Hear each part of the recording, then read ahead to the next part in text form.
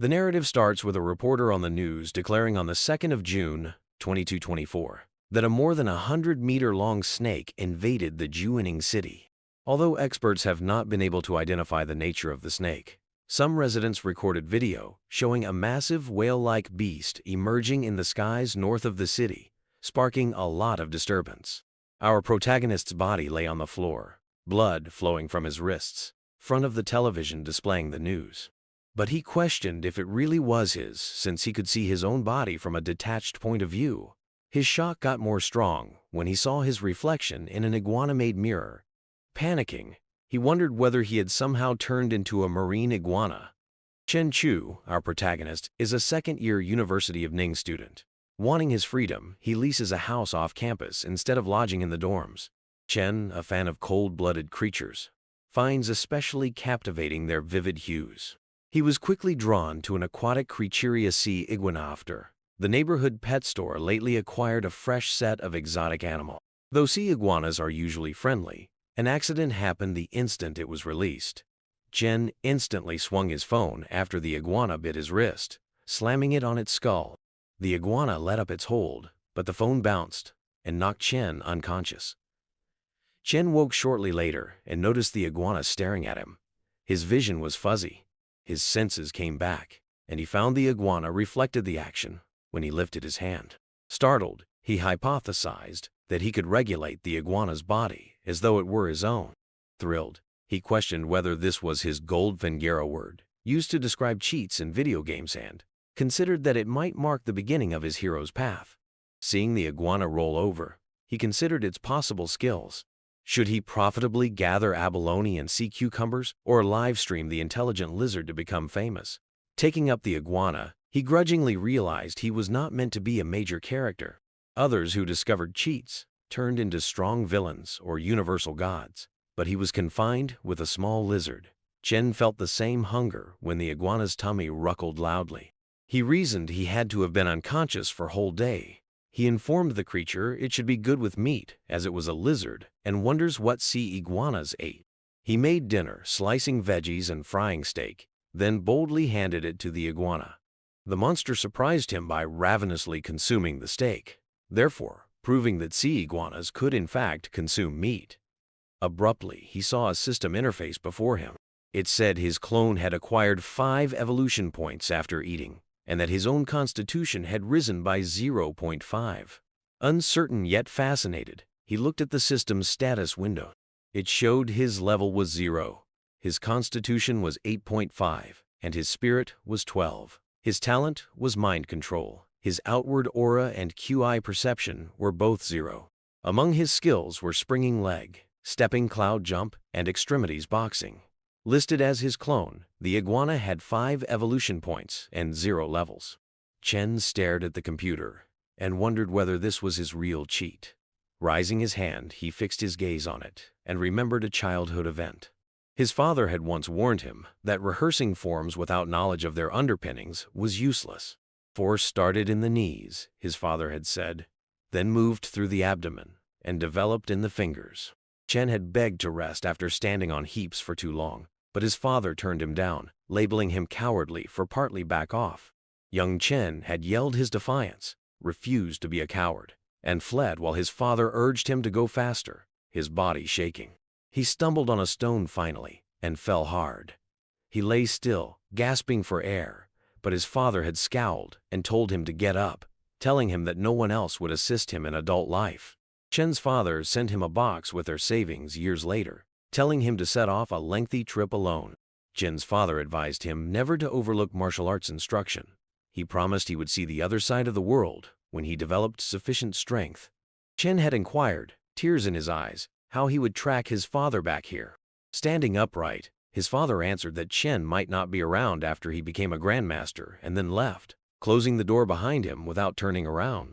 10 years went in the space of an eye. Full from its meal, the iguana burped, stunning Chen with its speed of eating. Closely examining it, he questioned if it had lengthened. The system verified his suspicions since the evolution points of the iguana had climbed to 15 out of 200. When he thought back on the changes, he found his own reflected in a mirror. He lifted his shirt and noticed muscular abs, something he had not before seen. Chen started to get delighted since he realized his own body's evolution points also improved the iguana's.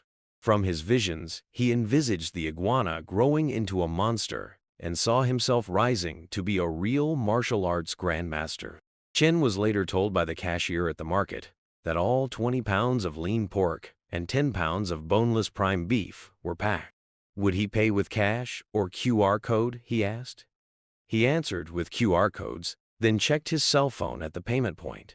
Chen exited the market, went to the parking lot, and loaded the items into his car following the transaction. Content that was sufficient, he closed the trunk and headed off. He got home minutes later and set the last dish he had made on the table. Presenting it to the iguana, he considered himself to be getting closer to realizing his dream of being a martial arts master. The more the iguana ate. Startled by the spread, the iguana ate the food ravenous. Chen also felt the flavors the iguana sensed from their common link. He found that pork wasn't as good as beef from the lizard's standpoint. Opening his eyes, he stretched and said that the beef might use a little more cumin. He promised himself to sprinkle extra spice the next time. Now full, the iguana went to lie down beside the window. Chen stood close to the punching bag later in the martial arts room. He gave a strong punch, and the algorithm showed that his extremities boxing experience had raised 5 points. Impressed, he observed that his training development was faster than ever before, and that his constitution had become. 2 days later, he was back in the martial arts room, regaining his breath following hours of intensive training. Wiping sweat from his cheeks, he considered how amazing it felt to get stronger just by working. Driven to keep on, he brought his leg back and kicked the punching bag powerfully to break its.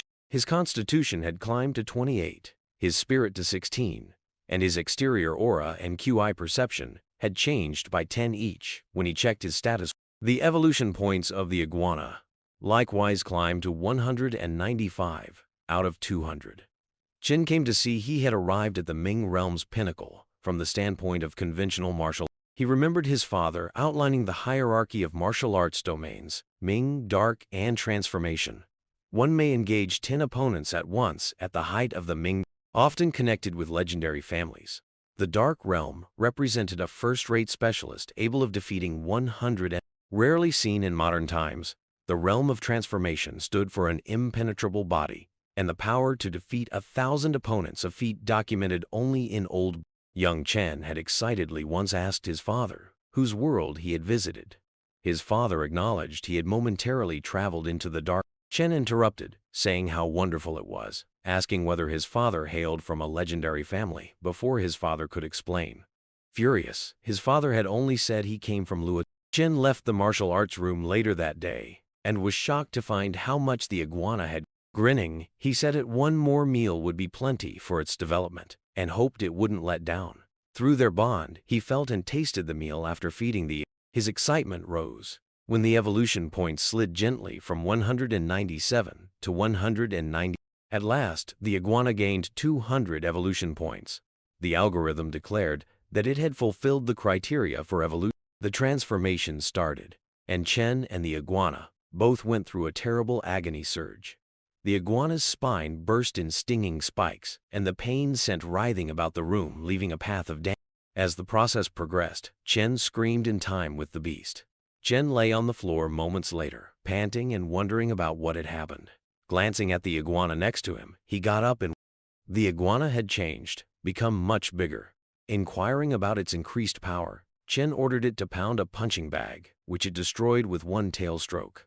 Startled, Chen assessed his constitution, spirit, exterior aura, and QI perception, and found that all had doubled. He came to see that his own physical traits amplified with every change the clone experienced. He found the implications exciting, even though he wasn't sure if his comparatively low present strength would cause the rises, or if this trend would last. Should the doubling effect persist, his development would either be constant or shockingly fast. Chen, releasing his aura, evaluated his development. According to conventional martial arts principles, he had just entered the dark side and given himself the capacity to release outside force. He was shocked to find he was now a qualified martial artist. He knew, though, that daily training experience gains were limited to 100 points. Examining the iguana, he realized that his body's development would be mostly responsible for any additional improvement. Surprised, The iguana too unleashed its outside energy, locked eyes with him, as though conscious of its shared. His attention was disturbed suddenly by a strong knock on the door. He heard an enraged voice outside the door. He opened it, and a massive man angrily hammering on the door stood. But the man's confidence faltered as soon as he sensed Chen's commanding presence. Shaking, the man mumbled, saying that lately there had been a lot of commotion and inquiring as to whether the location was under renovations. Chen said he had been training and had not noticed it was so loud. Skeptical about instruction that sounded like an earthquake, the man peeped into the room and was horrified at the mess. Shaken asked Chen gently to train more silently. Chen said he would change his strategies and once more the man praised Chen for understanding as he entered the. Just as the doors closed, the iguana peeked its head out and mockingly stuck its tongue at the man, who had been reduced to a fearful wreck despite his earlier haughtiness. Chen turned to gaze at the iguana after shutting the apartment. Its enormity made it very evident that maintaining it indoors was impractical. He got ready, realizing it was time to release the sea iguana clone into the ocean. A little later, he arrived at the coast and parked his car close by. Resolved, he left with the iguana under tow. Closing his eyes, he jumped into the body of the iguana. Turning on his energy sense, he observed his present range was 10 meters. He was shocked by the odd look of a huge fish he saw scanning the depths with 5 eyes. Choosing it as his first target for the day, he positioned himself and shot toward the fish. The beast sidestepped him, though, and he crashed into a big stone. The stone startled the 5-eyed fish as well, since it broke and split in half from the impact. Chen grabbed the chance and launched another attack, biting right through the fish and swallowing. The system informed him that his clone iguana got 10 evolution points and changed physically by 1 after eating the mutant fish. Deeper swimming revealed that, post-evolution, standard food only produced 1 evolution point every meal, but eating mutant fish may offer many. He thought the world was far from tranquil with these unusual species showing up in the ocean and stories of previous upheavals. Minutes went by while he kept seeking and consuming altered sea. The system finally warned him that his clone had run out of daily evolution points at 100. Chen chose to investigate even with the restriction. From human perspective, the ocean at night was frigid and dark. Yet, from the eyes of the sea iguana, the undersea world was alive and brilliant. Although the iguana still needed lungs to breathe, as an amphibian it could remain submerged for long stretches. Chen directed the iguana toward a big stone with a hole that created an air pocket. Chen concluded the nook would be a suitable place for the iguana to relax, since it provided a safe resting place with access to fresh. Chen went back to his original body, climbed into his car, and got ready to depart. Driving far from the coast, he soon came upon a house with a car parked. Confused, he asked whether someone really resided. When he heard a scream for aid coming from the home, his uncertainty became shock. Chen persisted in driving, reminding himself he had to hone his abilities before acting despite the cries. Within the home, a bald man questioned another whether the car outside had. The second man confirmed it was gone, and his attention won him compliments from the bald man. A third man battled to control a tied-off woman whose gag had dropped from her lips in mean. Furious, the bald man kicked the third man, calling him careless and wanting to know why he hadn't seen the gag sliding off. Holding his shoulder in agony, the third man objected that it was too dark as they hauled her, implicating the guys would have their way with her if she objected. The bald man knelt close to the woman, put his palm over her mouth, and advised her to be quiet or face terrible consequences. Chen had turned back toward the home, resolved to. He sensed 3 males inside and started his energy sense. 2 were seated at a table drinking. A third was eating while on a cell phone. A woman was tied up close by. Chen decided to act quickly to guarantee the hostage's safety after suspecting a kidnapping or human trafficking. Setting himself outside, he sprang through the door with great force. Startled by the abrupt entry, the men hardly had time to respond before Chen. His first action launched the third man, powerfully kicking his stomach into. The bald man came at him with a knife, but Chen stopped him with a quick elbow to the chest, sending the man to scream in agony and fall. The second man grasped and helped the bald man stumble so he can get back on his feet. Turning his focus to Chen, the second man said he was Ning Fu, a Yuwang fist practitioner. Approaching Chen with a haughtiness, he sought for her name and style. Chen answered coolly, pointing out himself as Chen Chu, a Luo Tuan 8 extremities box. Yu threw his fist at Chen, but Chen grabbed it with his palm and drew Yu in toward a kick in the face. Yu stopped his kick though, and rebaited with a punch to his face. Much to Yu's dismay, Chen managed to stomp his foot firmly against the ground, restoring his equilibrium and straight after rising back. Chen responded with his Iron Mountain Slam technique, sending Yu flying and forcefully down onto. Yu coughed in agony but grinned, saying the combat was becoming exciting.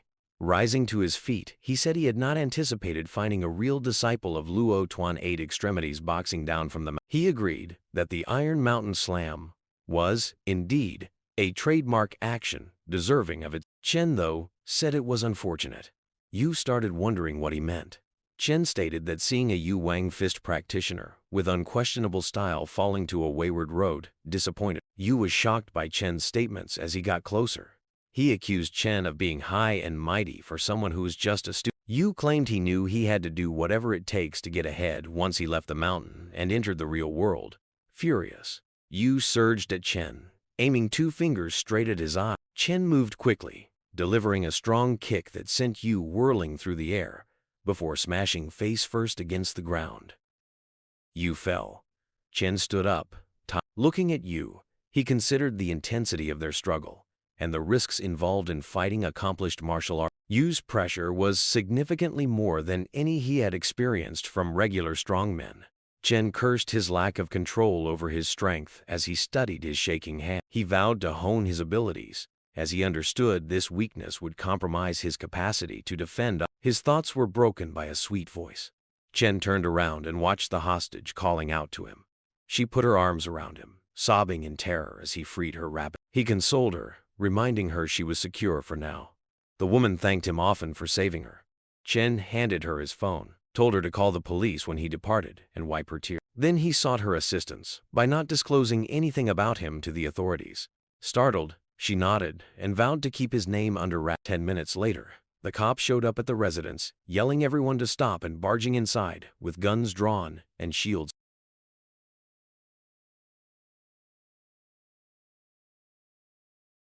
The 3 men dead, and the hostage alone, stunned the commanding officer. Guan Qing, a security agency officer, came up to the deputy chief with a report a moment later. She said the damaged door revealed distinct footprints. Someone had kicked the door open with at least 1,000 kilograms of force, sending it flying 3 meters based on depth and damage to the axle. The deputy chief went over pictures of Yu and the other 2 guys. While the third had entered a vegetative state from a serious concussion, 2 of them had passed away right away. Guan further said that the hostage, Ling Rongya, stated the rescuer was unidentified and wearing a mask. The deputy chief scowled, asking aloud how such force was feasible. He said that even the boxing king could only practice with 800 kilograms, and that kind of strength was rare in actual warfare. Guan concurred, pointing out that given the unusual happenings lately, the powers of the enigmatic person were beyond human. A strong crack of thunder broke off their discussion, and the deputy chief mumbled that a storm was approaching. Chen was on a bluff near the coast the next evening, watching 3 men down below. The first man asked their commander if it wasn't wasteful to have just won money and have spent $1 million on a woman from Bald Tiger. The second man concurred, noting they had only made little over $2 million and that it had taken them so long to retrieve a sinking ship. The manager called them short-sighted and discounted their worries. Hinting that possessing her would make money a non-problem, he queried whether they even knew who the woman was. Hearing this, the 2 men started to get enthusiastic and questioned if he was indeed serious. Turning to one of them, 4 Eyes, the manager questioned whether he had handled their commercial affairs. 4 Eyes gave him his assurance. Everything was prepared. To satisfy the boss's criteria, he had set up a shipping company, leased a posable office building, and even hired the most appealing applicants for front desk and secretarial posts. Then the manager disclosed his underwater breathing talent, claiming that they could recover riches and accumulate infinite fortune as long as they located the sites of sunken ships. Long as they followed him, he reassured them they would never go hungry. Rustling in the adjacent bushes cut off their talk. Startled, the manager yelled in frenzy, asking who was there. Chen emerged from the darkness and spoke to the group about how they distinguished themselves even amid perverts. Furious, the manager grabbed a knife and yelled a threat, accusing Chen of exceeding his authority, and said that individuals like him didn't stay long. Chen gently lifted one foot and pounded the ground with such force that it broke into bits, sending the boss losing equilibrium. The boss charged forward fiercely. Chen closed the distance fast, making advantage of the occasion. He precisely slapped the dagger from the boss's grasp, then kicked fiercely to send her tumbling into a tree. The bald man expressed incredulity, claiming it was impossible considering their boss's increased strength and speed following acquisition of his superpower. The manager had also been able to easily fight several opponents, he said. Four Eyes, nevertheless, yelled a warning and urged them to flee. Chen emerged behind them before either could flee, striking them both with enough force to cause instantaneous unconsciousness. Still on the ground, the manager insisted on knowing what Chen was doing. Chen ignored the inquiry and ordered his employer to test his mental control. The boss, under hypnosis, identified himself as Zhang Changzhou, a ship owner and smuggler. Zhang said he had been searching sunken ships for riches, which he sold to affluent customers, and had developed the capacity to breathe underwater a month ago. Chen disabled his mind control when he was happy with its performance, therefore enabling Zhang to recover his senses. Now in agony, Zhang inquired about the fate of his hand. Zhang consented and addressed Chen as his boss, after Chen said he must have violated it unintentionally, and underlined the importance of residual effects of the mind control. Chen promised to join him after waking the two asleep men, so realizing that his mind control might also change judgment. Chen instructed Zhang to rest on his boat. Zhang complied right away. Chen observed that Zhang's ship and contacts with affluent people could prove helpful for financing his activities, especially in helping his iguana. Then he put his mind control skills to use on the two men, discovering it simpler still than with. This helped him to come to the conclusion that his influence was particularly successful against weak-minded. Chen eventually reached Zhang's ship. When a crew member inquired Zhang about Chen's identity, Zhang introduced him as the new supervisor and gave orders on how the workers should treat him with regard. Startled, the crew member greeted Chen anxiously. Within minutes, Chen received the Yuan fishing vessel transfer agreement after Zhang told the crew to get ready a contract for changing ownership of the. Chen advised Zhang to go to the hospital for treatment, to which Zhang immediately consented. Chen also requested the crew to meet him at the office the next. Chen watched after his iguana clone, which was swimming in the ocean, the following. He considered how the sea, for the iguana, was a paradise with almost unlimited supply. Later on, he went back to his own body and concentrated on training, as he knew he couldn't rely just on the iguana to boost his strength. He discovered that his control over his strength had clearly increased following two major clashes as he was pounding a train. His iguana, wreaking havoc inside a mountain cave, had used absorbed energy, therefore augmenting its evolution points by. Chen was standing outside a big structure, contemplating the process by the next. After spending a day indoors, he had scored almost 90 evolution points, and the body of the iguana had expanded by 20 centimeters. This development prompted him think of starting the trip of the iguana towards the. He also admitted that he was not the only one with superpowers, and that, given the existence of unidentified species hiding in the deep depths, strengthening was absolutely necessary. Later on the ship, the bald man told Four Eyes that the fish population appeared to have lately dropped, leaving their nets mostly. He conjectured that the location might be home to a school of big fish, perhaps sharks. Four Eyes said that even killer whales approach warily around groups of sharks, which are known to mine. Underneath the sea, meanwhile, a gang of sharks encircled an orca whale, trying to feed. One of the sharks raised its teeth to engulf the iguana whole after spotting it walking forward. Still, the iguana gave its permission for consumption. Once within, the iguana killed the shark from inside with strong claws and attacked. Rising triumphant, it started eating the shark, driving the other sharks to run in panic. The machine then told Chen the iguana had acquired 10 evolution points. Through the link, he also sampled the shark's meat and discovered it to be somewhat. Moments later, the algorithm questioned whether he wanted to go forward after showing a warning indicating the iguana had fulfilled evolution criteria.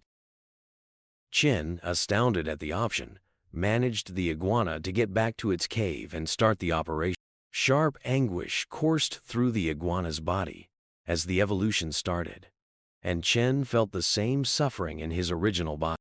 Painful kneeling on the floor, he observed as the system displayed his revised status level 1. Constitution of 130, Spirit of 38, Outward Aura of 200 and QI Perception of 200.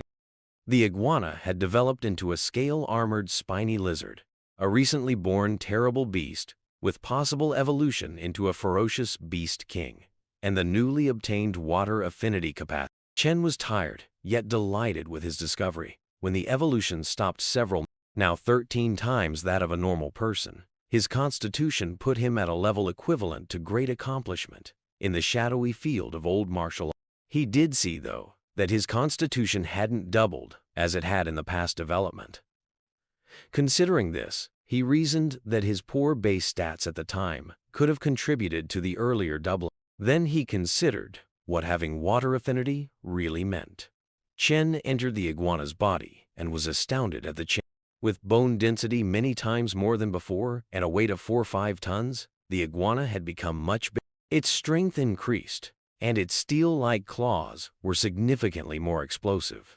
Testing its capacity, he discovered it could now swim faster than a big ship up to 70 kilometers per h. It also passed through the water with low noise and resistance, which he ascribed to the recently acquired water effect.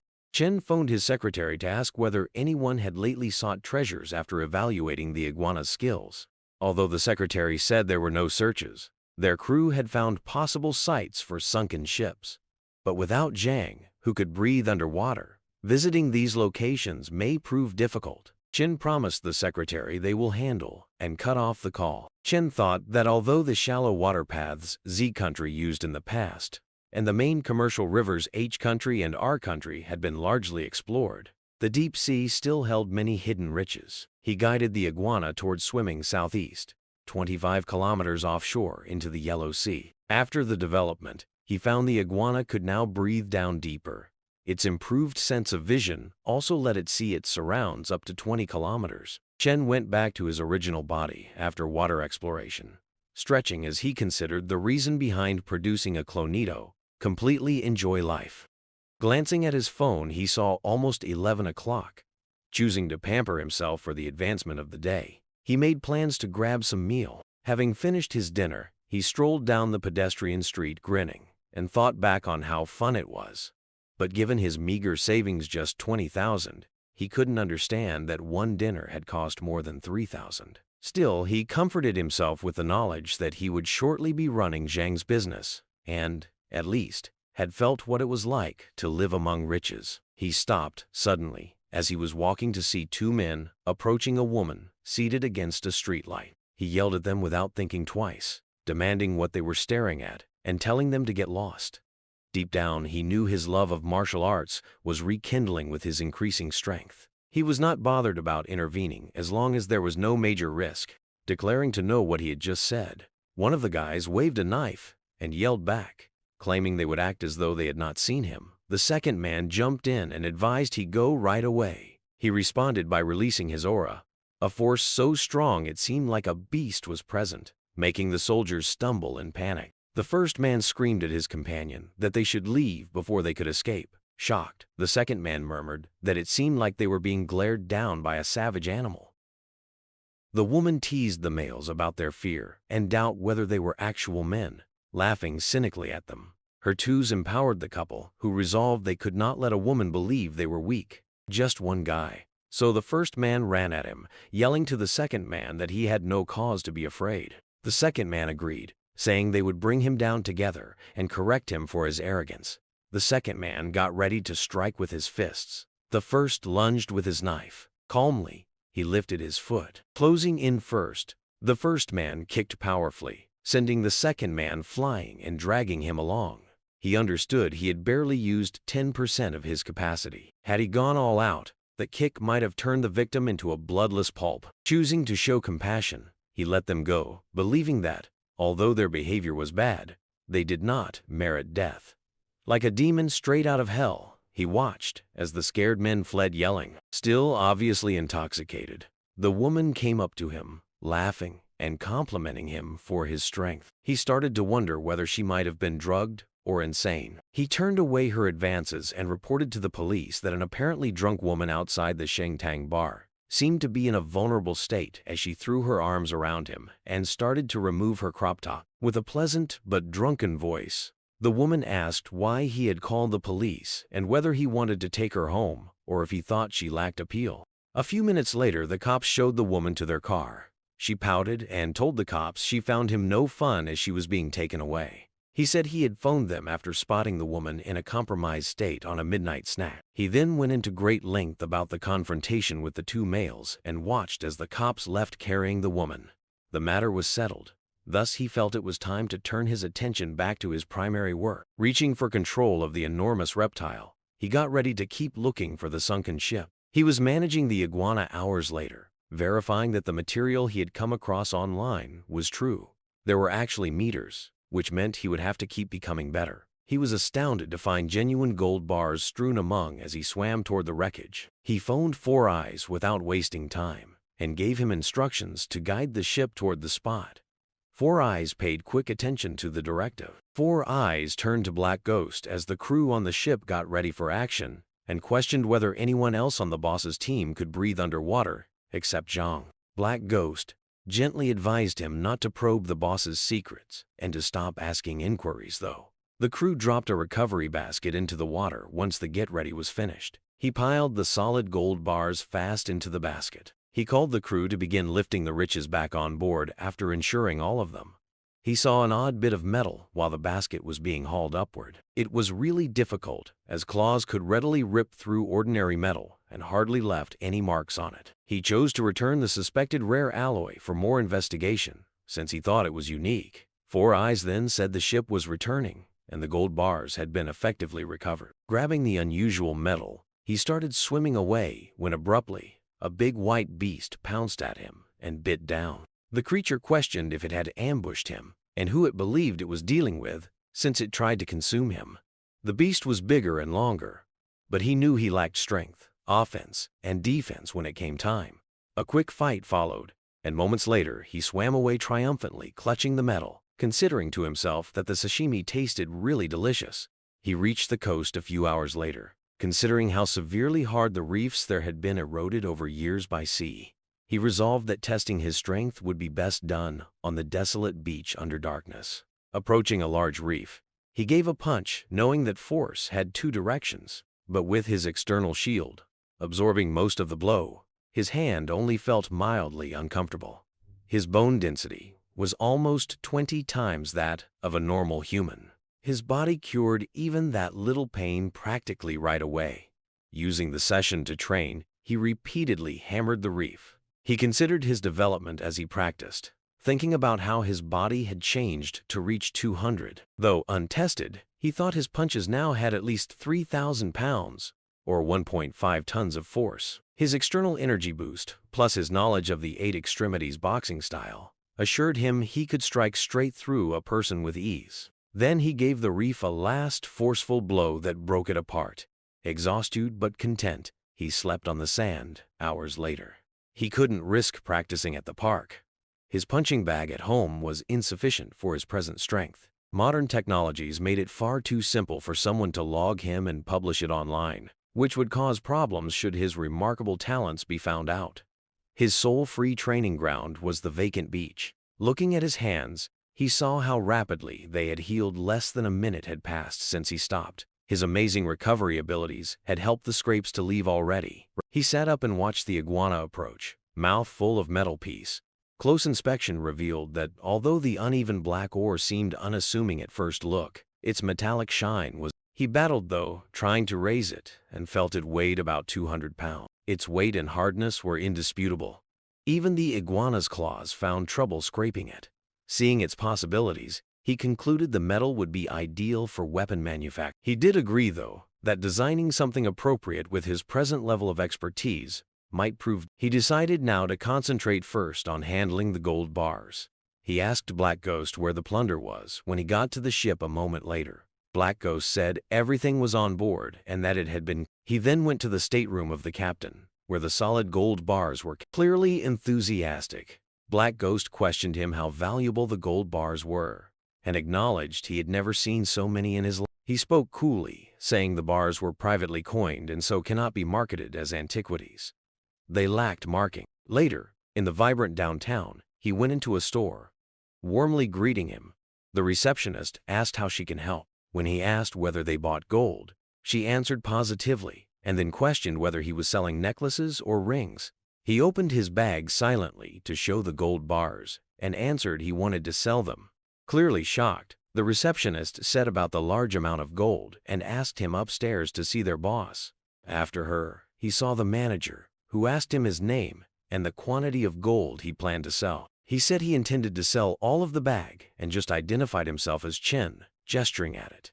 The manager checked the contents and told Chen his staff would have to confirm the purity of the gold. He was told to wait for a moment. Perched in a nearby chair, he observed the team closely over the gold bars.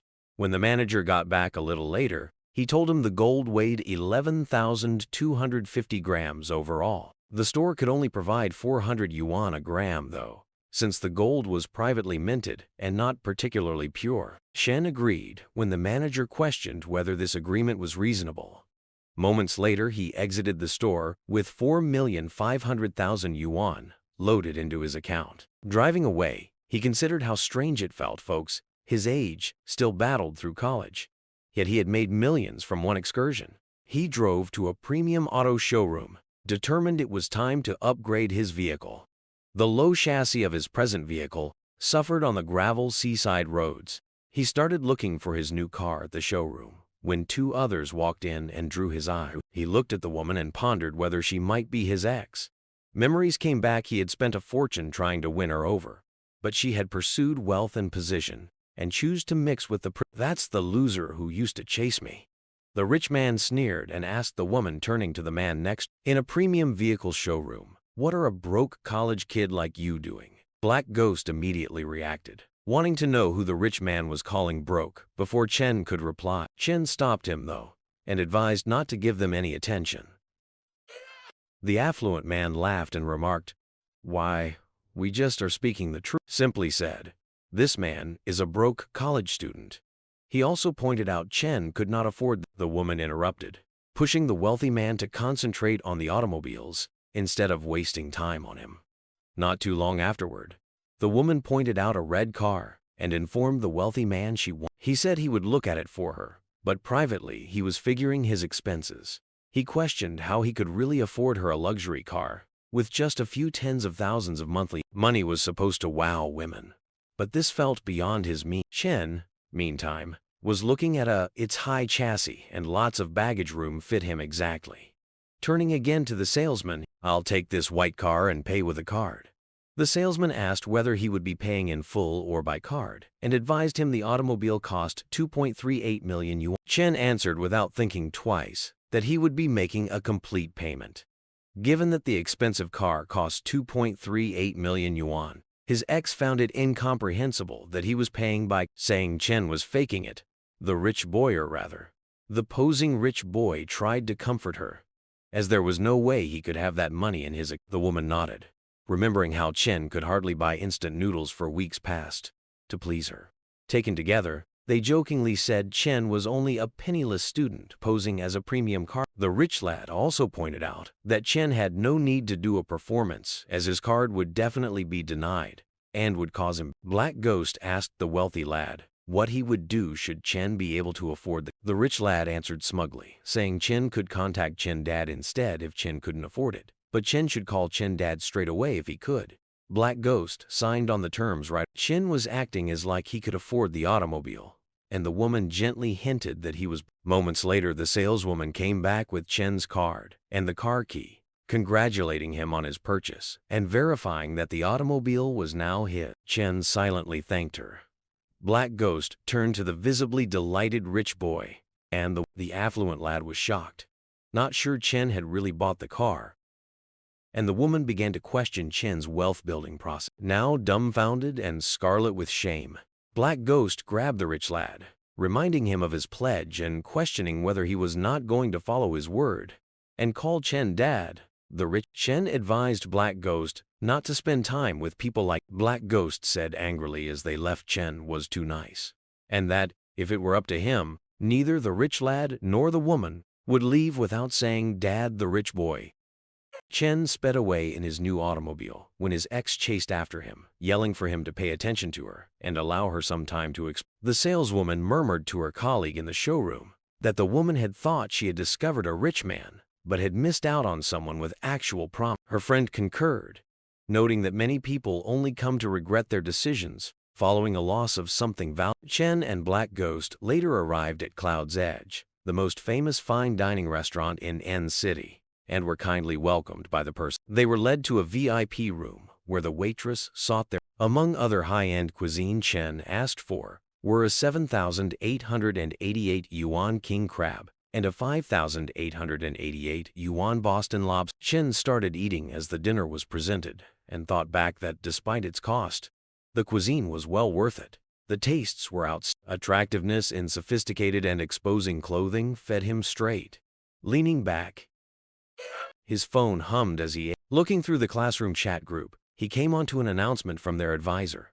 The message told everyone to report on time since courses began in a week. Chen thought through his status window and realized he would have significantly less spare time once courses. This made it quite evident that he had to make more money fast if he was to enable his iguana to reach the shadow. Capable of reaching speeds of up to 60 miles per h-hour, almost 90 kilometers per h-hour, swordfish are among the fastest swimmers in the ocean. But his iguana was suddenly far faster. He considered how great a sailfish tasted after eating one. Once filled, he went back to treasures. He could see objects hundreds of kilometers distant by extending his senses. Yet after searching the seabed, he had not found any shipwreck. Days gone without success made him reflective. He considered the odd developments in the globe and questioned whether covert, possibly governmental supernatural organizations ever existed. Still, he determined to be even more careful now he possessed such remarkable skills. He showed up at a fancy office building in N City the following day.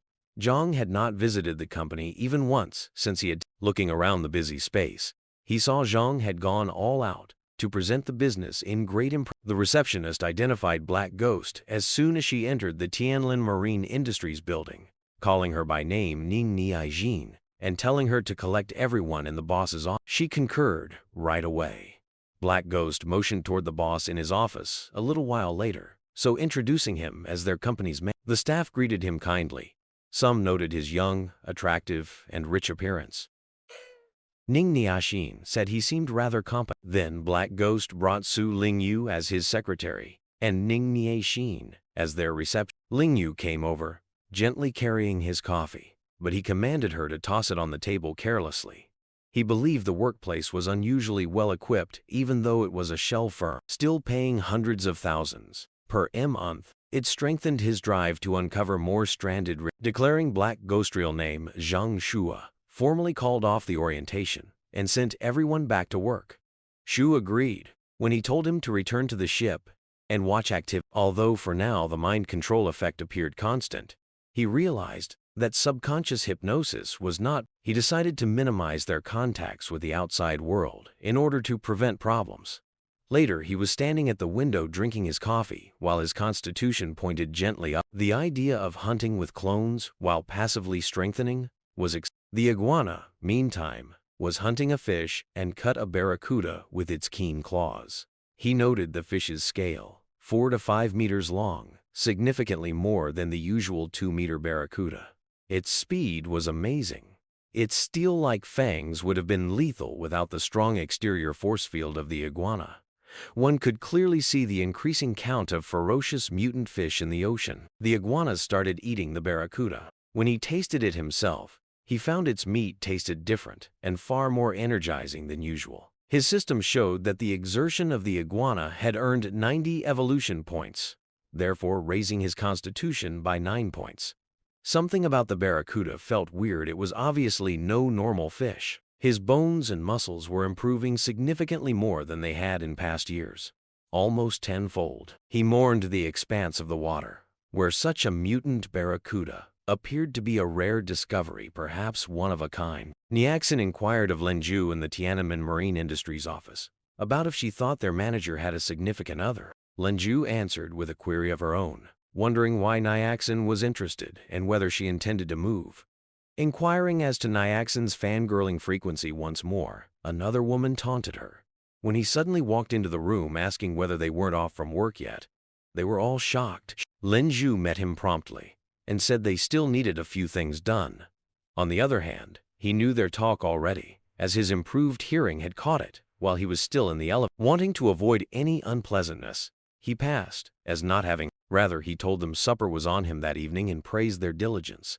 His staff was happy and showered thanks. A little bit later, they reached the above the clouds. Seeing his fancy automobile, valued more than 2 million yuan, Nyaxin was when the server declared the amount at 48,888 yuan at dinner. He merely instructed them to swipe. While Linju thought he was being ostentatively giving, Nyaxin felt herself drawn to him and wondered whatever rich family he belonged. Still, they all agreed that under such a manager, one predicted a bright future. He told his staff he had things to deal with later that evening after the dinner, but would make sure everyone got rides back. They sincerely appreciated the kind. Later that evening, he was on the coast pounding a large reef as the sea wind energized him.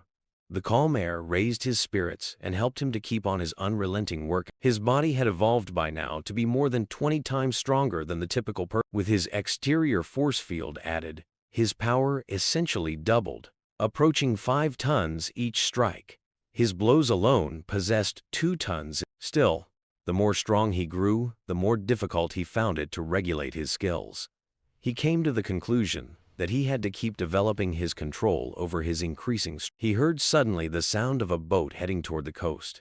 Intrigued about why anyone would travel such a far-off location so late at night, he crouched close to a big stone and the boat docked, and a man on land faced those on board with his The man on land asked why they still didn't trust him.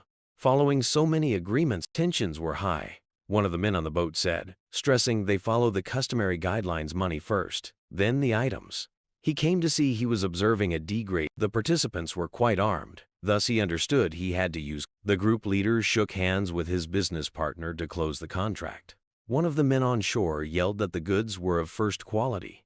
Given how tight things were recently, the boss cautioned Old Q to be careful following. Old QI reassured him that they only operate through single channels, and that even should something go wrong with the products, they would not be easily. Chen watched the interaction from his hiding place and then sprang forward. Swiftly jumping from a tree, he kicked one man in the nape, rendering him unconscious. He incapacitated Old QI on the nape as well, in the same action.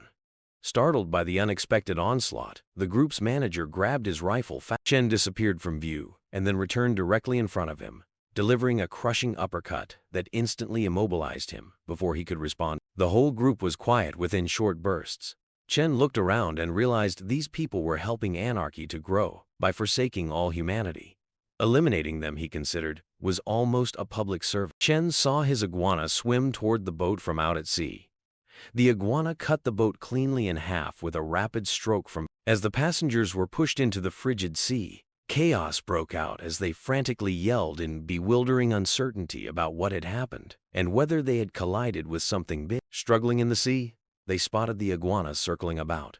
As they screamed about a monster and tried to swim away, screaming for aid, panic hit him. One man begged his supervisor to save him while clinging to the wreckage, but the manager fretted and yelled back that there was no, insisting that whatever the creature was, it could not possibly avoid a bullet. He yelled for everyone to go all out.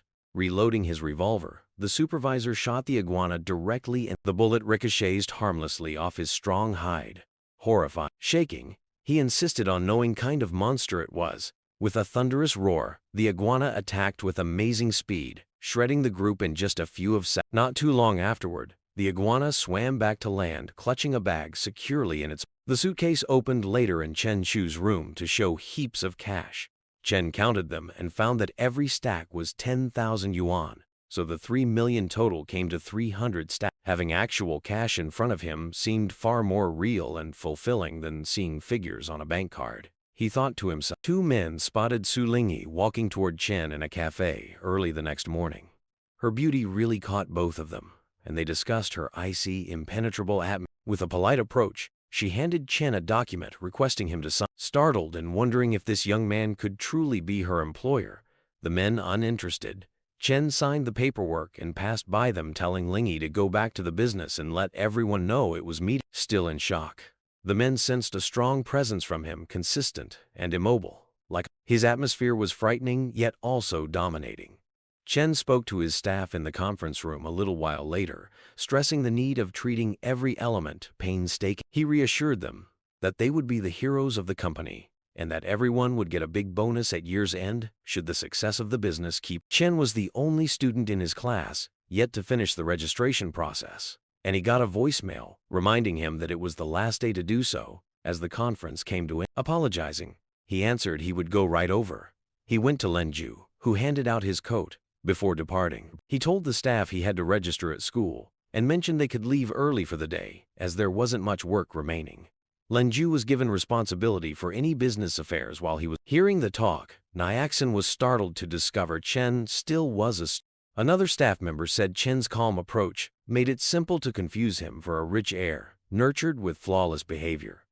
Chen later showed up on the in-university campus. His chic, costly clothes astounded the students, and they couldn't believe he was a privileged. They stared at his opulent automobile, valued more than 2 million. Not shortly after, a video of his entrance appeared on the university forum under the caption, "On the last day of new student registration, a tall, rich, and handsome guy shows up in a car worth over 2 million.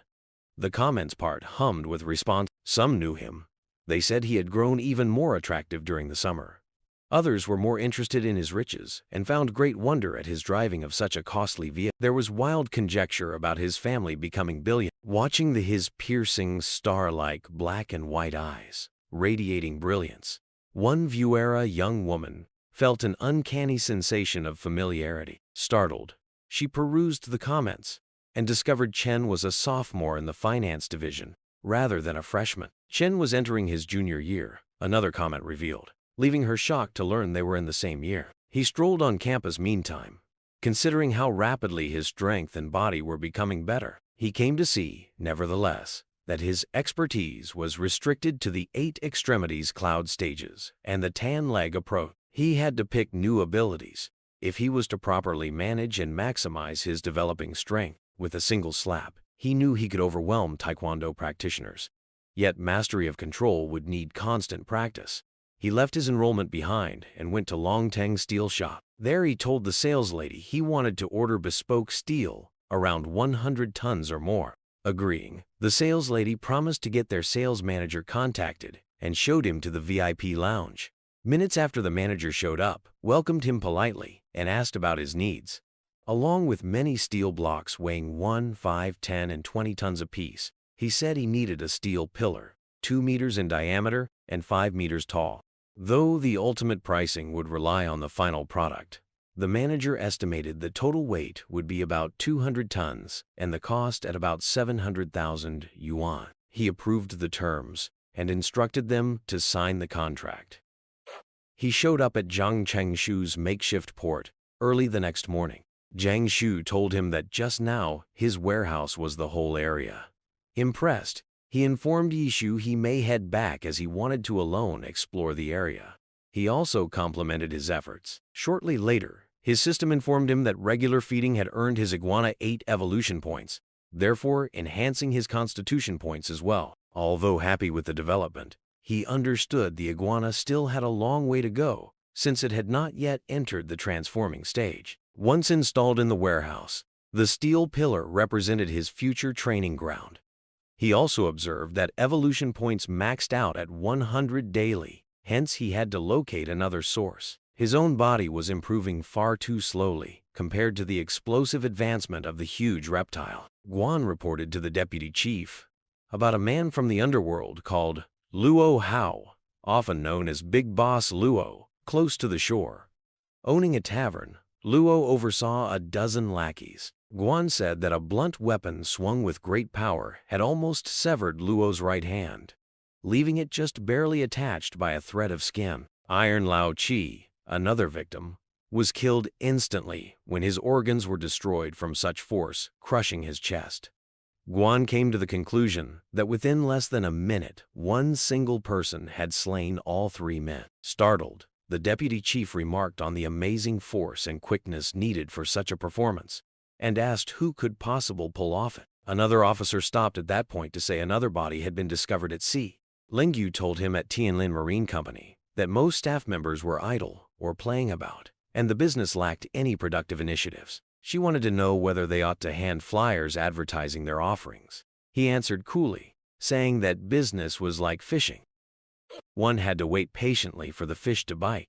Ling Yu was nervous since, without promotion, the company might go bankrupt even with his riches. She asked how they may draw customers without drawing attention to themselves.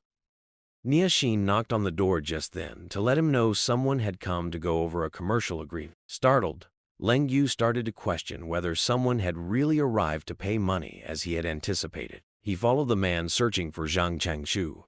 Chen told him that currently Zhang and his team were all working under him. Impressed, the man asked how he had brought someone like Zhang Changshu under his wing.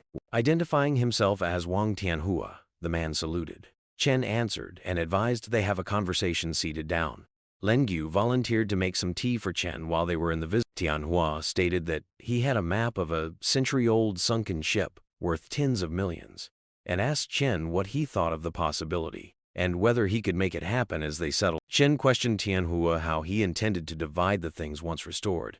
Instead of responding straightforward, Tianhua suggested a split, whereby he would take 70% and leave Chen 30%, a normal amount, even with foreign team. Uninterested, Chen advised Tianhua to go for an international team instead if that were the case. Tianhua asked for Chen's recommendation at last. After being temporarily silent, Chen answered adamantly that he desired at least a 50-50 not otherwise would there be no arrangement.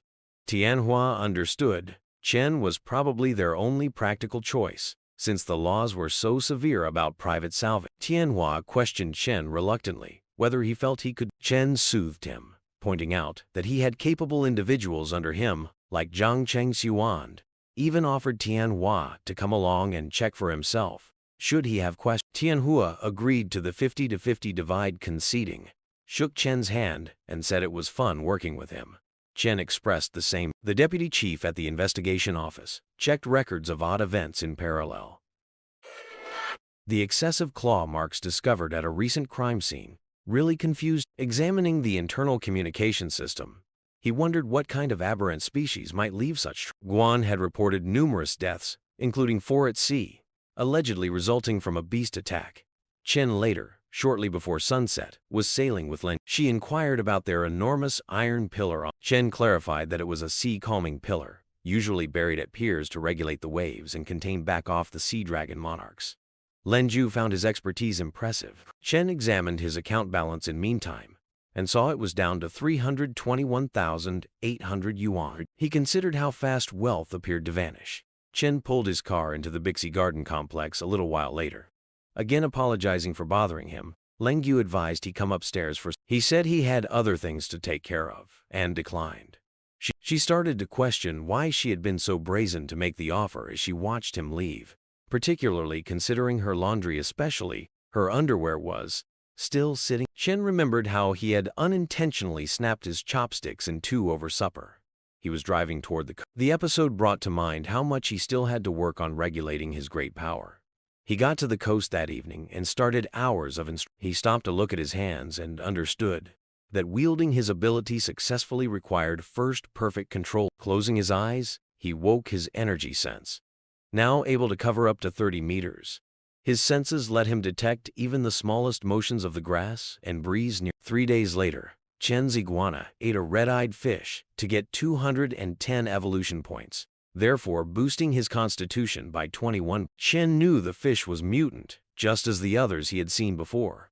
He watched the situation through his iguana clone and observed Tianhua's ship slowing down, suggesting they were almost to their. Chen called Tianhua, using his natural body to let him know his other team had also arrived, and to inquire where they would start. Tianhua told Chen to get ready since the operation will start that evening, and commended his effectiveness.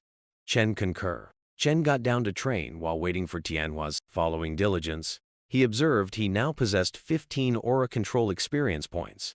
His strength grew much more as his aura. Tianhua called Chen later that evening from his ship to let him know he hadn't yet seen Chen. Chen told Tianhua they were already underwater and asked for the precise spot. Impressed, Chen followed the instructions using the iguana's body. Although he observed that even with his improved constitution, the water pressure at such depths was painful. When he got to the site, he discovered nothing. Chen told Tianhua he looked the region, covering a 200-meter radius at a depth of 800 meters, but found. Startled at the speed of the search, Tianhua asked aloud how Chen had scanned such depths in just 20. The secretary of Tianhua then advised looking approximately a kilometer east, as the position of the ship might have changed over the years. Tianhua apologies for any trouble. She urged Chen to look into it more. Chen agreed, swimming east and turning on his energy sense to sweep the surroundings. This time, he was glad to discover the sinking ship. Chen quickly locked the items in a container. Then Tianhua's crew raised it onto the ship. Examining the relics, the aboard expert found 3 to be whole and 8 to be shattered. He calculated the whole worth at 30 million yuan, with private sale possibilities for 20 million more. Embracing the importance of the discovery, Tianhua called Chen excitedly to break the news. Chen, unconcerned, said his part was over and Tianhua will handle the rest. He just wanted his fair piece of the money. Tianhua showed up at Chen's ship few days later and turned over his 50% share, or 11.5 million yuan. Tianhua asked Chen to count the total amount if he so wanted. It topped 23 million yuan. Chen said he trusted Tianhua, therefore declining. Laughing, Tianhua said Chen was a straightforward man and vowed to get in touch the next time he had information on a sinking ship. Chen glanced at the money after Tianhua left, happy that for now his financial problems were fixed. He understood, nonetheless, that his power still lacked enough for more ambitious projects. He set himself to train until he could resist explosions and sniper shots without suffering. Xiao Huai showed Chen the resume someone had turned in the day before Tianlai Marine Company. For a 50,000 yuan pay, the applicant said he could bring in 200 fishing aficionados every month. Chen looked over the resume and noted the applicant's highlight membership in a fishing association and industry insider contact, but he crumpled the paper fast and told Xiao Huai to turn down the application, saying the applicant was a fraudster. Curious, Niashin questioned Chen why he hadn't lately visited the office. He answered that he had been working on a major project and mentioned haphazardly a few million yuan. Amazed and compliments him, Niashin called him fantastic. Chen said he would take them to Yuncheng Tianhuai for a laid-back evening and reminded them he had promised to treat everyone following the end of the project. Niashin yelled out, saying he was so cool, as he turned away. Seeing the interaction, Xiao Huai considered how fantastic it was working at Tianlai Marine Company. Their supervisor treated them nicely. The work was simple, and their pay was decent. She likened it to a friend's workplace, where even the manager had tried to flirt with her. Blushing, Xiao Huai started to doubt whether she would welcome if her own manager ever made approaches toward her. Chen and his staff later that evening ate at Yuncheng Tianhuai. Niashin remarked during dinner that she had no idea sea fishing could be so profitable. Just a few days of fishing had produced millions, Xiao Huai said. Chen said modestly that they had just been fortunate to find a bluefin tuna, a single fish valued in hundreds of thousands of yuan. A man approached their table asking whether he was Chen, the proprietor of Tianlai Marine Company, as they were finishing their lunch. The individual identified himself as Lai Tianrui, Tianhong Group's deputy general manager and Wang Tianhua's acquaintance. Chen approached Tianrui, who said he wanted to plan a sea fishing trip, and inquired about Chen's desire in working with him. Chen said he was intrigued, as long as it was lucrative, and advised Tianrui to go see Tianlai Marine Company the following day to go over the specifics. Len Gu came forward and delivered Tianrui Chen's business card. Tianrui welcomed it, verifying he would see Chen the next day. Chen agreed. They said goodbye. Xiao Huai said she had not expected Tianrui to be so young when he went. When Niashin questioned whether Tianhong Group was really a big business, Xiao Huai said that its chairman was worth tens of billions, far more than the richest guy in N-City. Given Tianrui shared the chairman's surname, Xiao Huai reasoned he was probably a relative. Awestruck, Niashin exclaimed about Tianhong's enormous fortune. Ling Yu then enthusiastically remarked that it was amazing to meet over a laid-back dinner the son of the richest man in the area. Chen grinned to himself, delighted that even someone with Tianrui's level of affluence found herself drawn to shipwrecks. Chen marveled later that evening as the iguana caught a bluefin tuna. Given he had just informed his staff about the worth of a single bluefin tuna over 10 million yuan, and now not one but two were in their control, he thought it was an amazing coincidence. Hurried to the warehouse, the iguana placed the fish in an ice-filled. Knowing the fish's great value despite its poor taste, Chen joked to the iguana that it was almost money swimming in the sea, rather than simply a fish.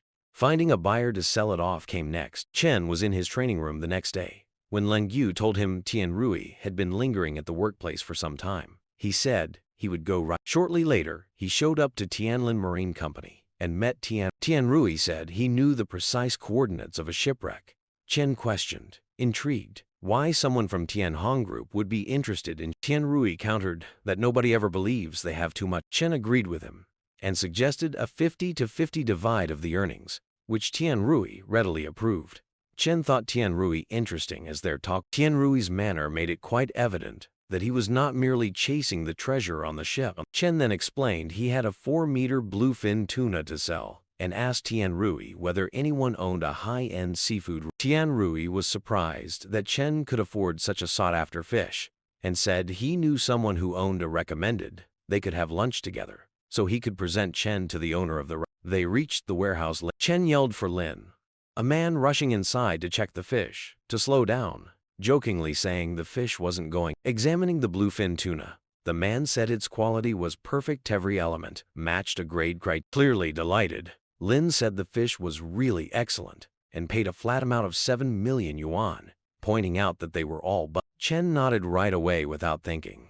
Linju, meantime, was shocked that one fish could fetch such a ridiculous price. A few hours later, they got to the Marriott International. Chen advised Linju they should indulge a little, since they had a fantastic haul today. Knowing that Marriott International housed the best luxury brands in the world, the height of luxury, Linju was a. She couldn't help but feel that her boss's money came far too readily, as she saw him effortlessly purchase several upscale goods. Having spent a fortune shopping, they came back to the dock warehouse. Knowing his watch valued 2 million yuan, Linju's eyes. She considered the luxurious items he had acquired for her, perhaps valued more than 2 million yuan. Chen indicated he intended to buy a villa inside the warehouse and asked her to look out one. He said it should be large and roomy, ideally in a more sedate area since he prized, adding that a villa worth about 30 million yuan would be plenty.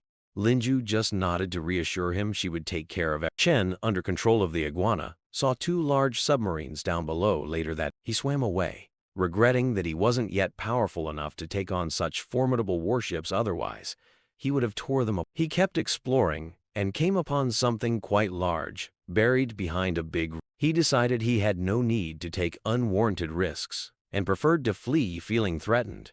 But a big crab surfaced from its hiding place as he was swimming away and unleashed a forceful claw strike in his. Chen, gazing at the beast in disgust and wondering whether it thought he was easy prey, narrowly avoided the. Swimming around to face the crab, he judged right once that it was far stronger than the mutant ribbonfish he had seen. With its sharp claws, the crab lunged at him constantly, but he easily avoided the strikes by leveraging his. Chen found both startling and intriguing when he observed that the force behind the crab's blows topped 10 tons. He shot fast at the crab and sliced through its hard shell with the keen claws of the iguana, instantly killing. He chose to let the iguana consume the crab slowly, but since he understood it would take time to completely absorb its advantage. Chen opened his laptop to check notes on strange marine events from recent years, while the iguana ate the enormous. When he considered his interactions with the big ribbonfish, triggerfish, and now the massive crab, he felt that the planet was changing significantly. One report he came across covered the disappearance of M-country nuclear submarine SSN-698, which disappeared 600 meters in the Pacific, following an unidentified gigantic sea creature attacking it. Another report detailed a nuclear submarine in the Arctic running afoul of an undersea iceberg, killing all 127 of the crew. Chen pointed out that these events had all happened during the preceding 2 years, implying that these enigmatic animals grew more powerful the deeper one explored. When he checked on the iguana, he found notable system gains. Chen's constitution was raised by 29 and 28 points, correspondingly, as the evolution points of the iguana dropped by 290 and 280. The iguana's physical measurements had surged, and it had now become really large, 18 meters. Its muscular strength, bone structure, and general physical characteristics had reached whole fresh heights. Chen routinely punched an iron rod to gauge his power. His hand stayed unharmed even after several blows. Looking at his palm, he was happy to find no cuts. So he concluded that even a handgun would find it difficult to accomplish more than just scrape his flesh. His innate armor and faster reaction speed allowed him realize that regular bullets wouldn't even cause any damage on him.